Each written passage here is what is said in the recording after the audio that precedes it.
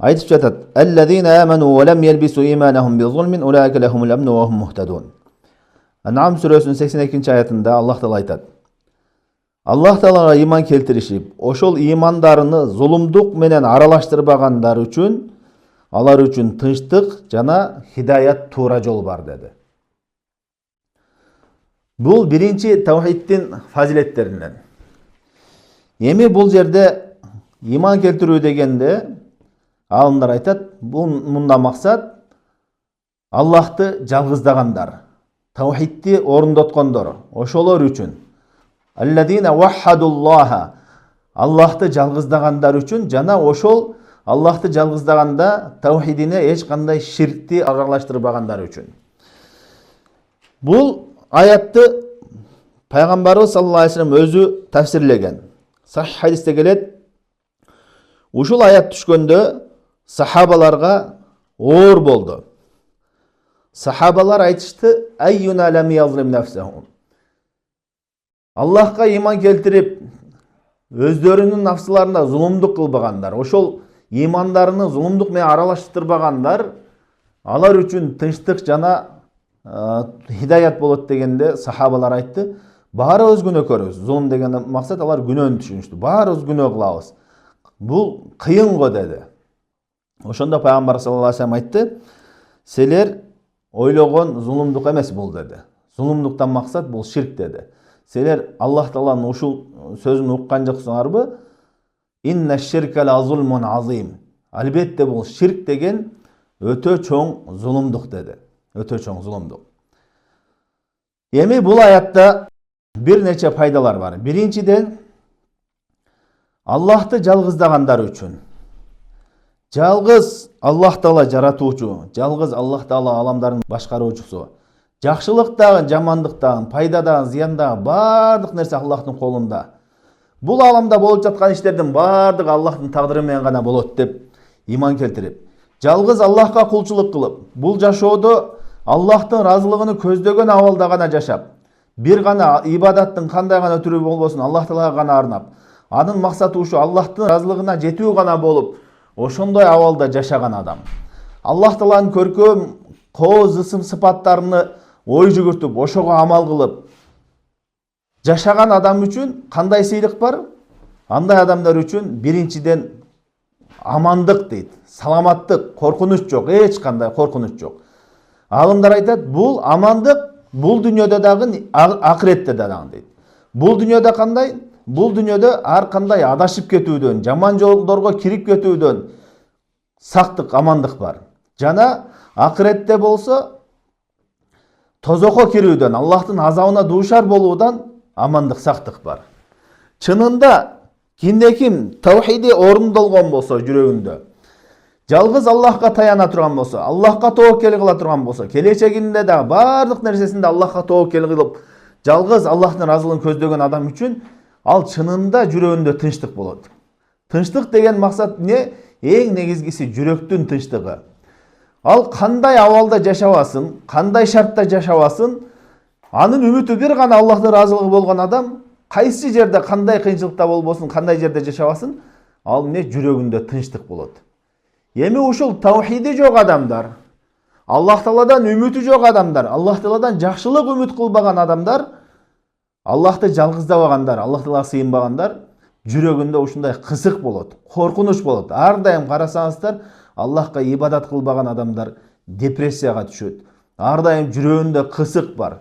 Келечегин ойлоп, бала чакасын ойлоп, ушинтип кысылып жүрө берет.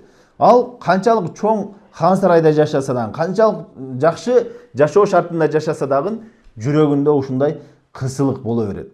А чыныгы ошол нерсени, жүрөктүн тынчтыгы келе турган нерсе бул Аллахты жалгыздоо менен, Аллахты улуктоо менен, Аллах Таала разылыгын көздөгөн абалда гана ошол максатта жашоо менен жүрөктө тынчтык болот. Андай адам кандай жерде болсо дагы жүрөгүндө тынчтык болот. Мына ушул чыныгы бактылуулук. Көпчүлүк адамдар бактылуулукту издейт. Бактылуулукту өзүнүн нафсысынын каалоолорун кандыруудан издейт. Кандайдыр бир дүйнөлүк максаттарга жетсем, ошондо бактылуу болом деп, ошондой максаттарды коет. Ага жеткенден кийин анын кызыгы кетет батылы. Ошентип жүрүп, нафсысынын мукумуну кандыра албай жүрүп өтөт. Бул нафс эч качан тойбойт. Чыныгы бактылуулук болсо эмне? Өзүңдө Аллах Таала берген тагдырына разы болуп, өзүңдө бар нерсеге канаат кылып, жүрөгүң тынч боло турган болсо, кандай жерде болбогун Аллах Таалага тобоккел кылып, Аллах Тааланын көз алдында көрүп тургандай ошондой элес менен Аллахтын разылыгын көздөгөн абалда жашасаң, жүрөгүңдө ал тынчтык орнойт. Мына ошол чыныгы бактылуулук. Кээ бир адамдар бар, ушундай такыба салих адамдар бар. Карасаң, абалы оор абалда жашайт.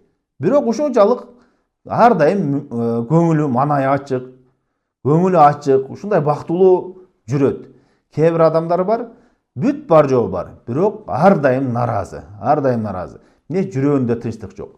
Мисал үчүн, жөнөкөй эле мисал. Бир жерге эс алганы барган болсоңуз, ал эс алган жерде бардык шарт бар болсо дагы, ушундай эс алууга кандай жыргал шарттары болсо дагы, бирок үйүңдө бир кыжалаттуу иш болуп атат. Балаң катты ооруп атат, дагы бир иш болуп атат. Сени кыжалат кылган бирдеке болсо, ал жерде бүт шартың болсо да эс алгандай болбойсуң. Анткени жүрөктө тынчтык жок болуп атат. Кыжалатчылык болуп атат. Ошол сыяктуу эле жүрөктө тынчтык жок болбосо адам рахат албайт. Жүрөккө качан рахат келет? Качан гана ушу Аллах Таалага жалбарып, кулчулук кылып, таңкы убакыттарда өзгөчө. Таңкы убакыттарда Аллах Таалага жалбарып, зикир кылып, Аллах Тааладан кечирим сурап, ушу Аллах Таалага ар бир ишиңде Аллах Таалага таянып, Аллах Таалага тобоккел кылып, ушул нерседе чыныгы рахат бар. Бул чынында көпчүлүк адамдар ушуга көнбөгөн үчүн башында береке кылып көрөт. Кана ушуну кылып көрөйүнчү дейт да, бир аз намаз окуп өмөт көрөт. Ал кезде шайтан аны менен күрөшөт. Ага оор кылып көрсөтөт. Анан кайра эле бул нерседи эле тапкан жокмун деп таштайт. Чыныгы ушул Аллах Таалага кулчулук кылуу иретинде, Аллах Таала жүктөгөн милдетти аткарайын деп, Аллах Таала менен аламдардын Раббысы болгон Аллах Таала менен байланыш бул намаз деп Аллах Таалага жалбара турган болсо, чын жүрөктөн жалбара турган болсо, Аллах Таала ушундай жүрөгүнө тынчтык берет. Пайгамбарыбыз саллаллаху алейхи вассалам ушул ибадат менен гана эс алчу бул аламда.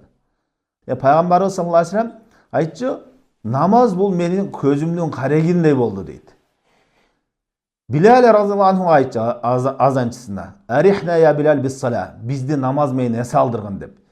Не себептен алар намаз менен эс алат эле? Анткени алар билишчү, намазга турганда бүткүл аламдардын Раббысы болгон, бардык жакшылык жамандык ошонун колунда болгон Аллах Таала менен байланышып атат. Жөнөкөй нерсе адам эмес, бир падыша эмес, аламдардын Раббысы болгон Аллах Таала менен байланышып аткан ушундай сезимде болчу.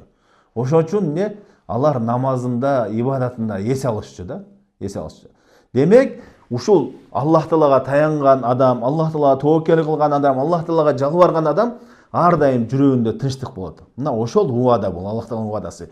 Ким Аллахты жалгыздаса, тавхид орындотсо, алар үчүн тынчтык болот. Жана ошондой эле акыретте тозокко кирүүдөн амандык бар, коркунуч жок.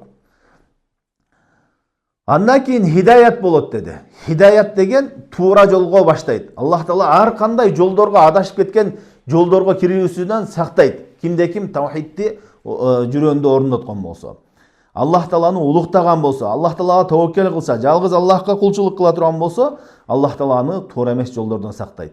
Жана кыяматта дагы алымдар айтат, бейиштеги орундарын көрсөтөт. Хидаят баштайт. Ошо бейиште кайсы орунга кирет, ошого жол көрсөтөт деди. Демек, биринчи фазилети кимде ким тавхидке амал кыла турган болсо, Аллахты жалгыздай турган болсо, Аллах Тааланы улуктай турган болсо, жалгыз Аллахка кулчулук кыла турган болсо, бардык нерседе Аллах Таалага гана таяна турган болсо, Аллах Таалага тынчтык берет жүрөгүнө, жана аны хидаят жолуна баштайт деп атат.